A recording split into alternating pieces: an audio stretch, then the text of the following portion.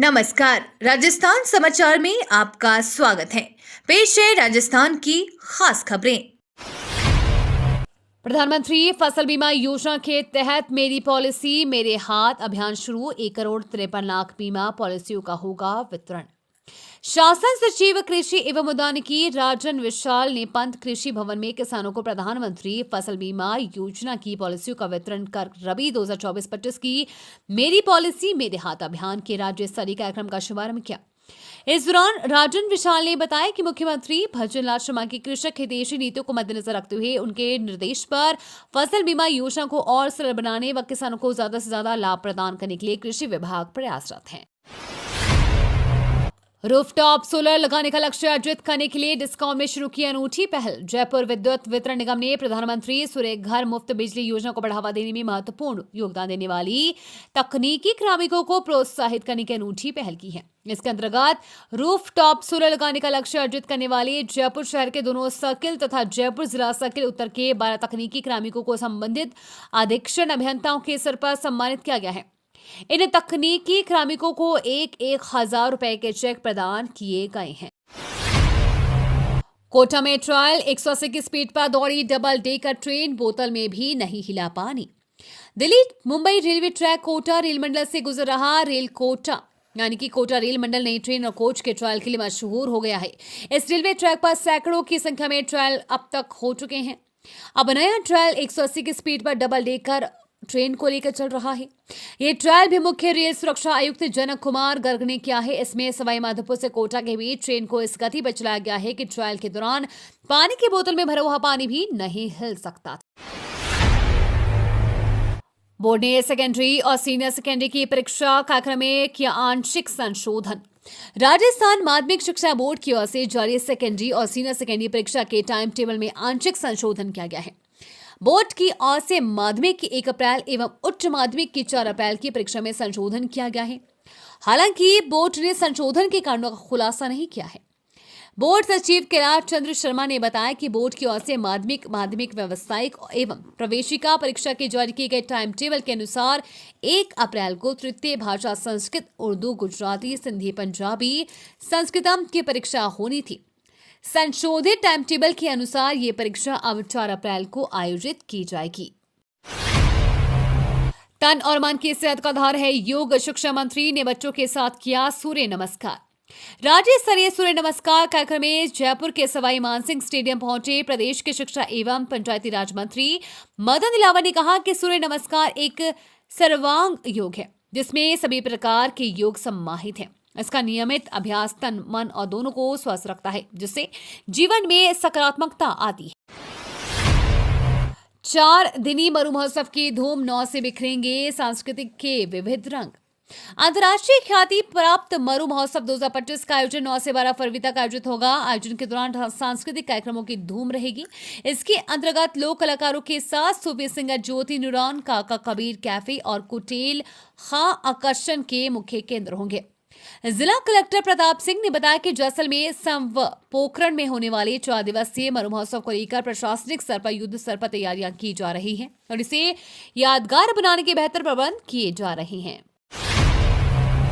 जिला बचाओ आंदोलन के 33वें दिन धरना स्थल पर पहुंचे विधायक शत्रुघ्न गौतम। सीएम से मिलेगा शिष्टमंडल। केकड़ी जिला बचाओ अभियान के तहत अधिवक्ताओं का धरना प्रदर्शन कोर्ट परिसर में सोमवार को 33वें दिन भी जारी रहा। सोमवार को धरना प्रदर्शन के दौरान केकड़ी विधायक शत्रुघ्न गौतम भी धरना स्थल पर पहुंचे तथा अधिवक्ताओं से संवाद किया। इस मौके पर बार अध्यक्ष मनोज आहूजा के नेतृत्व में वरिष्ठ अधिवक्ता मोहम्मद हुसैन, चेतन धाबाई, मगनलाल लोधा, बिशन सिंह राजावत, सलीम गौरी आदि ने केकड़ी विधायक शत्रुघ्न गौतम का स्वागत किया तथा धरना स्थल पर आने के लिए आभार जताया। जयपुर में त्वचा रोगों के नए शोध और उपचार पर होगी चर्चा। भारतीय और 21 अंतर्राष्ट्रीय विशेषज्ञ साझा करेंगे अनुभव। राजधानी जयपुर में 6 से 9 फरवरी तक डर्माकॉन 2025 आयोजित होगा। गुलाबी नगरी में दुनिया भर के प्रतिष्ठित त्वचा रोग विशेषज्ञों का जमावड़ा होगा।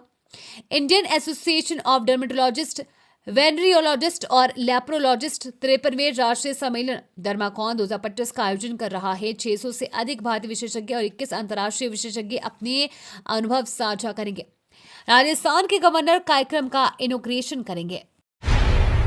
नगौरिया मठ में भगवान जानकीनाथ का ब्रह्मोत्सव जारी, उमड़ी भक्तों की भारी भीड़। डीडवाना कुचामन शहर के झालरिया मठ में भगवान जानकीनाथ का 7 दिवसीय ब्रह्मोत्सव जारी है। इस ब्रह्मोत्सव में भाग लेने के लिए भक्तों में उत्साह देखने को मिल रहा है। देश भर से श्रद्धालु यहां आ रहे हैं। यहां आने वाले भक्तजन प्रबंध पाठ, स्रोत पाठ, संकीर्तन और तिरुमंजन, अभिषेक, आरती, भजन कीर्तन जैसे कार्यक्रमों में भी भाग लेते हैं। अपनी ही सरकार के खिलाफ मुखर हुए पूर्व मंत्री देवी सिंह भाटी बोले, विधानसभा के सामने दूंगा धरना। विपक्ष कई बार ये आरोप लगाता है कि भाजपा सरकार में आमजन के काम नहीं होते और जनप्रतिनिधियों की नहीं सुनी जा रही, लेकिन इस बार भाजपा के ही वरिष्ठ नेता और पूर्व मंत्री देवी सिंह भाटी अपनी ही सरकार के खिलाफ मुखर हो रही हैं। उन्होंने कहा कि सरकार में निर्वाचित जनप्रतिनिधियों की सुनवाई नहीं हो रही, इसलिए उन्होंने 6 फरवरी को जयपुर में विधानसभा के सामने अनिश्चितकालीन धरना देने की घोषणा की है। वंचित समाज का जोधपुर में भाजपा सरकार के खिलाफ प्रदर्शन, जयपुर में डालेंगे पड़ाव। प्रदेश की विमुक्त घुमंतु और अर्ध घुमंतु समाज ने सोमवार को जोधपुर में अपनी 9 सूत्री मांग को लेकर भाजपा सरकार के खिलाफ प्रदर्शन किया। समाज के नेताओं ने कहा कि यदि सरकार वंचित समाज के लिए कुछ नहीं करेगी तो समाज की ओर से इनकी योजनाओं का बहिष्कार किया जाएगा।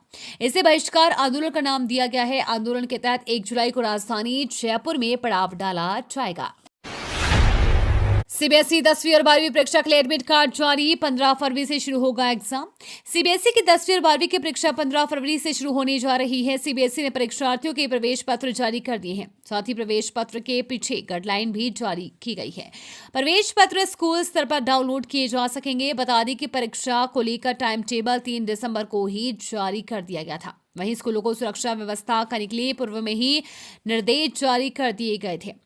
इस बार देश भर में 44 लाख परीक्षार्थी 10वीं और 12वीं परीक्षा के लिए पंजीकृत हैं।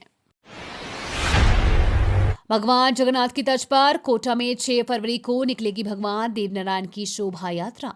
भगवान देवनारायण के 1113वें जन्मदिन के अवसर पर गुर्जर समाज ने 6 फरवरी को शोभा यात्रा निकालने का निर्णय लिया है। इसके तहत भगवान जगन्नाथ रथ यात्रा की तर्ज पर कोटा में भगवान देवनारायण की नगर परिक्रमा करवाई जाएगी।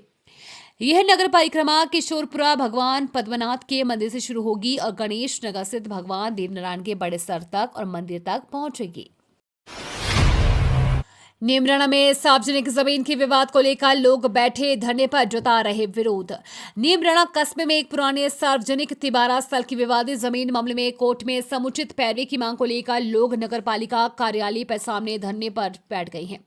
ग्रामीणों ने आरोप लगाया है कि जमीन के मामले में नगरपालिका ने कोर्ट में समुचित पैरवी नहीं की। लोगों ने धरना स्थल पर हनुमान चालीसा का पाठ किया। इस दौरान बाजार भी बंद रहे। वैश्विक मंच पर भारत की प्रतिष्ठा को ऊंचा रखने के लिए एक साथ काम करे, धनखड़ की सांसदों से खास अपील। राज्यसभा के सभापति जगदीप धनखड़ ने वैश्विक मंच पर भारत की प्रतिष्ठा को ऊंचा उठाने वाली नीतियों पर एकजुट होकर काम करने को कहा। इसके साथ ही उन्होंने संसद की गरिमा बनाए रखने का भी अनुरोध किया। बजट सत्र के तीसरे दिन विपक्षी दलों के नेताओं ने वॉकआउट किया। सभापति धनखड़ ने महाकुंभ मामले पर चर्चा समेत कई अन्य मुद्दों को उठाने के लिए उनके नोटिस को मंजूरी नहीं दी।